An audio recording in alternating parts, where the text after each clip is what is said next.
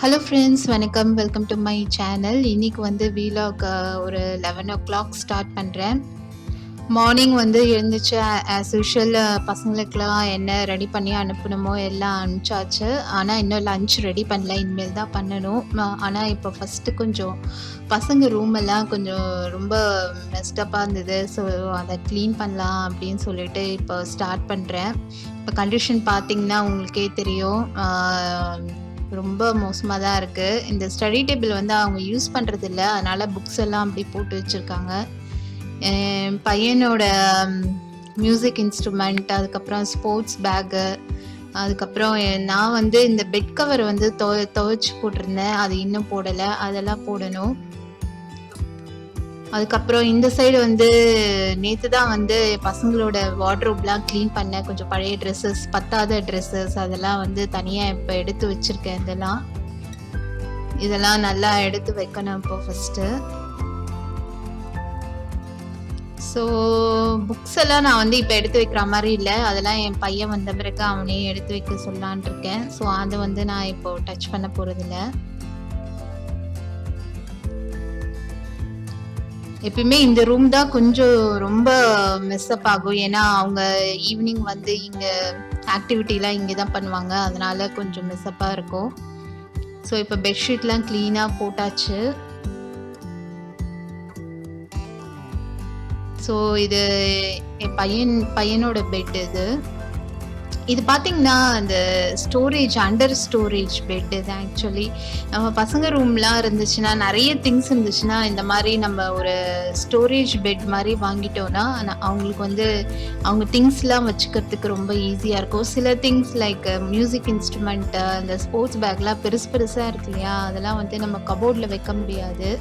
இந்த மாதிரி பேக்லாம் கபோர்டில் வச்சா ரொம்ப இடைஞ்சலாக இருக்கும்.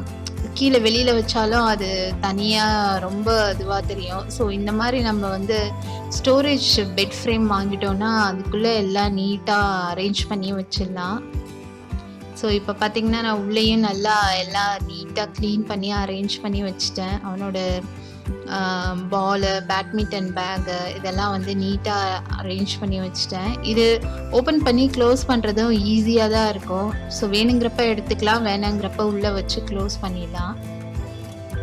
ஸ்பேஸ் நல்ல சிங்கிள் பெட்டு தான், பட் பார்த்திங்கன்னா ஸ்பேஸ் வந்து நல்லா நிறைய இருக்குது. இப்போ டெஸ்க்லாமும் நான் தேவையில்லாத பேப்பர்ஸ் அந்த இதெல்லாம் வந்து கிளியர் பண்ணி நீட் பண்ணி வச்சுட்டேன். அந்த சைடு வந்து நான் லாண்ட்ரிக்கு யூஸ் பண்ணுற பேஸ்கெட்லாம் இருக்குது. துணியெல்லாம் துவைச்சி அந்த பேஸ்கெட்டில் தான் நான் போட்டு வச்சுருப்பேன். சம்டைம்ஸ் அது அங்கே தான் வச்சுருக்கேன். இந்த பழைய துணி, அதாவது பழசு கிடையாது, கொஞ்சம் புதுசாக தான் இருக்கும், ஆனால் பசங்களது வந்து பத்தாமல் போயிடும். ஸோ அந்த மாதிரி துணியெலாம் மட்டும் நான் இந்த கவரில் பேக்கில் எடுத்து வச்சுருக்கேன். இந்த சிங்கப்பூரில் வந்து எப்படியும் மாதத்துக்கு ஒரு 4 சேரிட்டிலேருந்து ஒரு நோட்டீஸ் மாதிரி கொடுப்பாங்க. இந்த டேட்டில் வந்து நாங்கள் கலெக்ட் பண்ணுறோம் ட்ரெஸ்ஸஸ்லாம் அப்படின்னு சொல்லிட்டு டிஃப்ரெண்ட் சேரிட்டி இதுலேருந்து வரும். ஸோ நான் இந்த மாதிரி ரெடி பண்ணி எடுத்து வச்சிட்டோன்னா அவங்க இது கொடுக்குற அன்னைக்கு வந்து என்ன டேட்டுன்னு சொல்கிறாங்களோ அப்போ கொண்டு போய் வாசலில் வச்சிட்டோன்னா அவங்க வந்து எடுத்துகிட்டு போயிடுவாங்க. ஸோ நான் இந்த புக்ஸ் எல்லாம் எடுத்து வைக்கல, இதெல்லாம் வந்து என் பையன் தான் வந்து க்ளீன் பண்ணி வைப்பான். இந்த ரூமில் வந்து ஒரு சின்ன நான் லாண்ட்ரி பேக் வச்சுருக்கேன். ஸோ பசங்களோட வார்ட்ரோப் இது. அந்த சைடு உள்ளது என் பொண்ணுது, இந்த சைடு என் பையன். இங்கே தான் வந்து ட்ரெஸ் சேஞ்ச் பண்ணுவாங்க 2 பேருமே. ஸோ அவங்க ட்ரெஸ்ஸஸ்லாம் வந்து சேஞ்ச் பண்ணும்போது டக்குன்னு இதில் நீட்டாக இந்த பேக்கில் போட்டுடலாம், அவங்க துவைக்க வேண்டிய துணியெல்லாம் தனியாக. அப்புறம் இன்னைக்கு லஞ்ச் வந்து வெண்பொங்கல், சக்கரை பொங்கல், வடை, அப்புறம் பாசிப்பருப்பு சாம்பார் வச்சேன். ஏன்னா ரொம்ப நாள் ஆச்சு நான் பொங்கல் பண்ணி. அதுவும் இல்லாமல் இன்னொரு ரீசன் வந்து என்னோட சப்ஸ்கிரைபர் ஒருத்தவங்க தீபா சதீஷ், அவங்க வந்து கேட்டிருந்தாங்க. அவங்க என்னோட ரொம்ப நாள் ஃபாலோவர். அவங்க வந்து கேட்டிருந்தாங்க சக்கரை பொங்கல் ரெசிபி போடுங்கன்னு சொல்லிட்டு. ஸோ அவங்களுக்காகவும் தான் நான் இன்னைக்கு இதை பண்ணேன். எப்பயுமே நான் வெண்பொங்கல் பண்ணும்போது சக்கரை பொங்கலையும் சேர்த்து பண்ணிடுவேன். ஏன்னா ரெண்டுத்துக்கும் பேஸ் ஒன்று தான், அதனால இது பண்ணாலும் அது பண்ணாலும் ரெண்டுமே சேர்த்து தான் பண்ணுவேன். ஸோ அதோட ரெசிபி ரொம்ப ஷார்ட்டாக நான் சொல்லிடுறேன். 1 கப்பு பச்சரிசி எடுத்தால் 1/2 கப்பு பாசிப்பருப்பு, இது ரெண்டுத்தையும் மிக்ஸ் பண்ணி ஒரு 2 மினிட்ஸ் வந்து நான் வறுத்துட்டு அதை வாஷ் பண்ணிவிட்டு இதுக்கு வந்து 5 கப்பு தண்ணி ஊற்றணும். இப்போது தண்ணி ஊற்றிட்டு வேணும்னா ஒரு டேபிள் ஸ்பூன் நெய்யும் ஊத்திக்கலாம். ஊத்திட்டு 5 கப்பு தண்ணி ஊத்தி நல்லா ஒரு 4 to 5 விசில் வைக்கணும். கொஞ்சம் பெரிய குக்கரா இருந்தா மீடியம் ஹீட்ல வைக்கலாம். சின்ன குக்கரா இருந்தா கொஞ்சம் ஸ்லோவா வச்சு பார்த்து பண்ணணும். ஏன்னா தண்ணி வந்து வெளியில ஊத்திடும் இல்லைன்னா.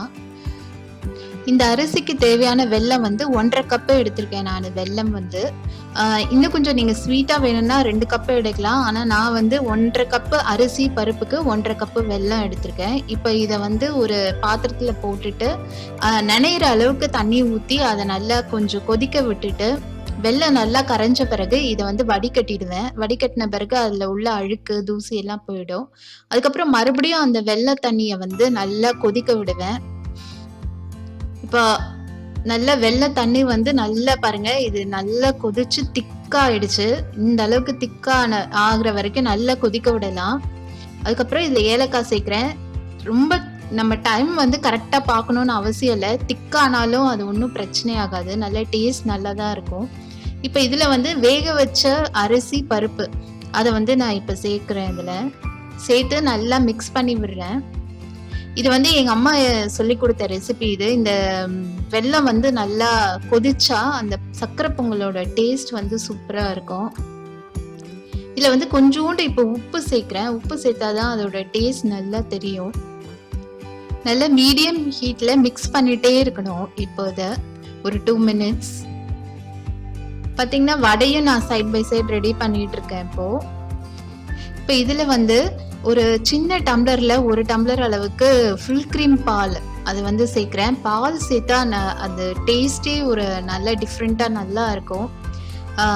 பால் சேர்த்துட்டு அந்த பொங்கல் வந்து நல்லா அப்சர்வ் பண்ணி அந்த பாலோட கலந்து நல்லா மிக்ஸ் பண்ணணும். ஒரு 2 minutes நல்லா மிக்ஸ் பண்ண பிறகு இந்த நெய்யில வந்து நான் ஆல்ரெடி முந்திரி பருப்பு திராட்சை வறுத்து வச்சிருக்கேன். அதை சேர்த்துட்டு இன்னும் ஒரு 2 டேபிள் ஸ்பூன் வந்து நெய் சேர்க்கணும். சேர்த்து அந்த நெய் வந்து நல்லா அப்சர்வ் ஆகிற அளவுக்கு மறுபடியும் மிக்ஸ் பண்ணி விட்டுட்டேன். இப்போ பாத்தீங்கன்னா சூப்பரா நம்மளுக்கு சக்கரை பொங்கல் ரெடி ஆயிடுச்சு.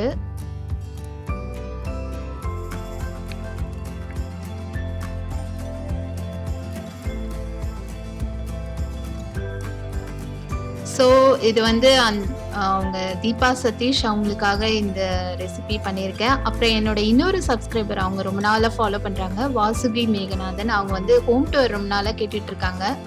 அவங்களுக்கு வந்து நெக்ஸ்ட் அந்த வீடியோ நான் போஸ்ட் பண்ணுவேன். மேபி நெக்ஸ்ட் வீக் அந்த டைமில் போஸ்ட் பண்ணுவேன். நெக்ஸ்ட்டு லஞ்ச்லாம் முடிச்சுட்டு நாங்கள் முஸ்தஃபா சென்டர் போயிருந்தோம். வெஜிடபிள்ஸ்லாம் வாங்கினோம் அப்படின்னு சொல்லிட்டு அப்படியே நாங்கள் சும்மா விண்டோ ஷாப்பிங் மாதிரி பண்ணியிருந்தோம்.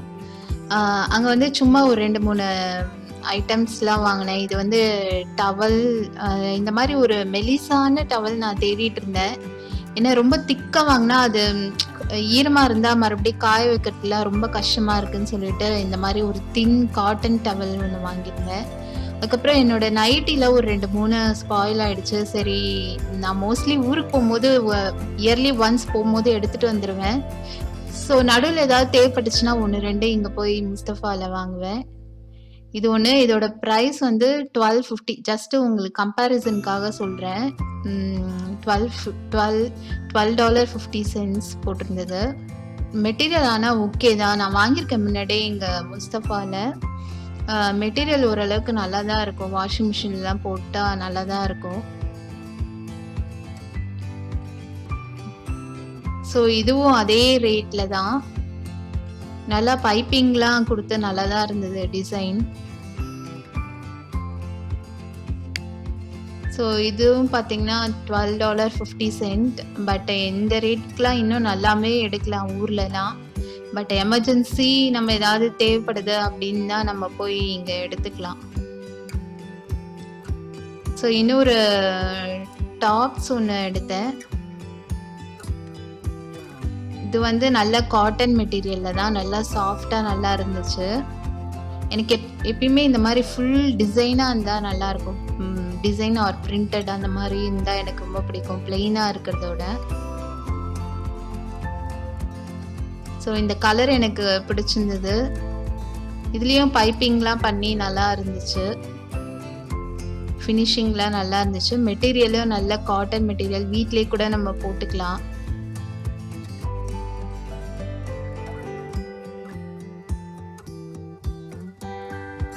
ஸோ இது ஒண்ணு எடுத்தேன்.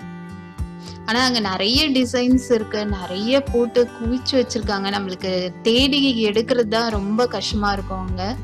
நான் வந்து வீடியோ எடுக்கலான்னு தான் நெனச்சேன். ஆனா ஃபோன்ல வந்து இந்த சார்ஜ் இல்ல. அதனால எடுக்க முடியல. இதோட ரேட் வந்து $24 போட்டிருக்கு.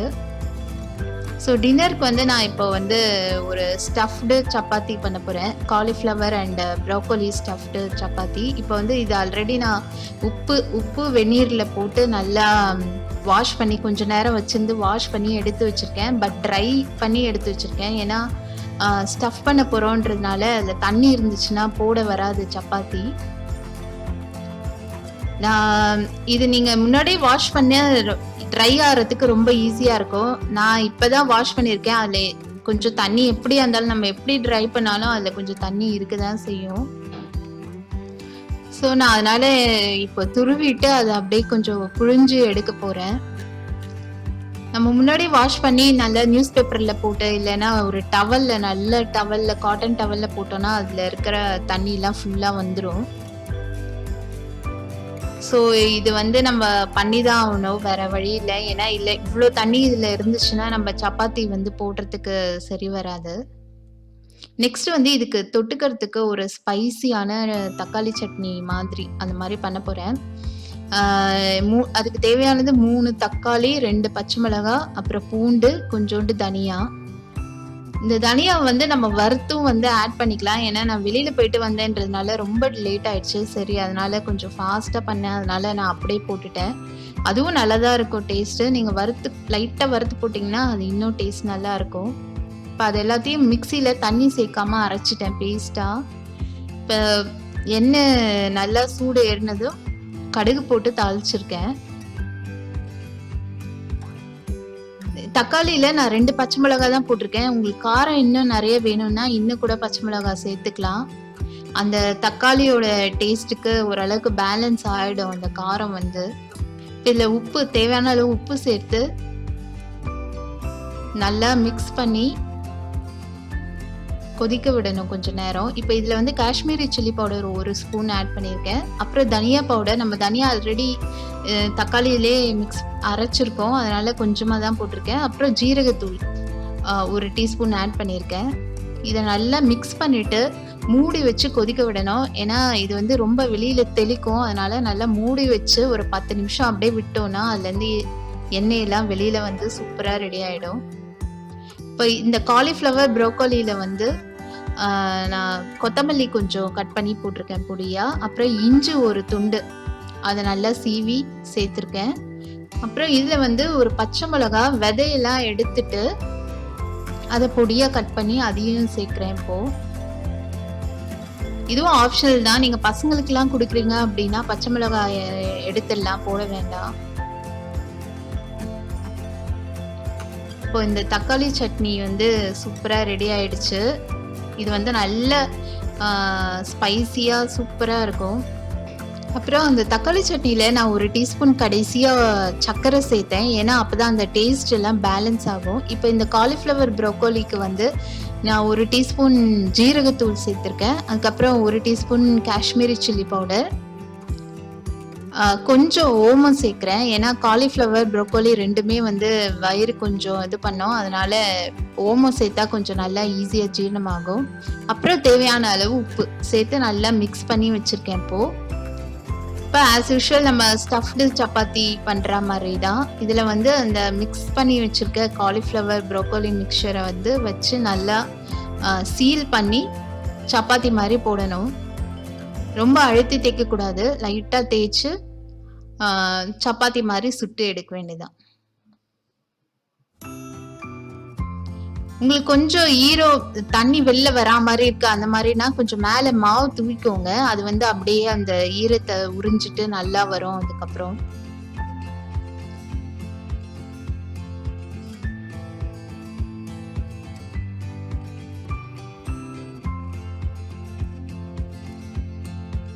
இது நல்லா கொஞ்சம் ஹை ஹீட்ல வச்சு நல்லா திருப்பி திருப்பி போட்டு கொஞ்சம் எண்ணெய் சேர்த்து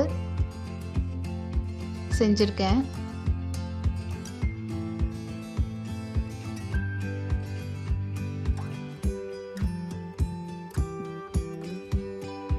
இது வந்து ஹெல்த்தியானது கூட. பசங்களுக்கு வெஜிடபிள்ஸ் அந்த மாதிரி தனியா சாப்பிட பிடிக்கலன்னா இந்த மாதிரி ஸ்டஃப்டு பண்ணி கொடுத்தோம்னா ஈஸியா சாப்பிட்டுருவாங்க.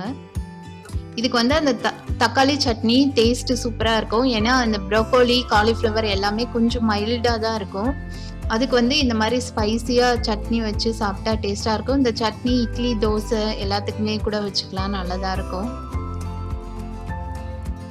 என் பொண்ணுக்கு வந்து நெக்ஸ்ட் நான் ஆப்ப மாவு வச்சிருந்தேன், அது சுட்டு தந்திருக்கேன். ஏன்னா அவளுக்கு வந்து இந்த சப்பாத்தி, பூரி இந்த மாதிரி ஐட்டம்லாம் பிடிக்காது. தோசை, இட்லி இது மாதிரி தான் சாப்பிடுவா. இந்த வீடியோ உங்களுக்கு பிடிச்சதுன்னா கண்டிப்பா லைக் பண்ணுங்க, ஷேர் பண்ணுங்க, அதே மறக்காம சப்ஸ்கிரைப் பண்ணிடுங்க. தேங்க்யூ ஃபார் வாட்சிங்.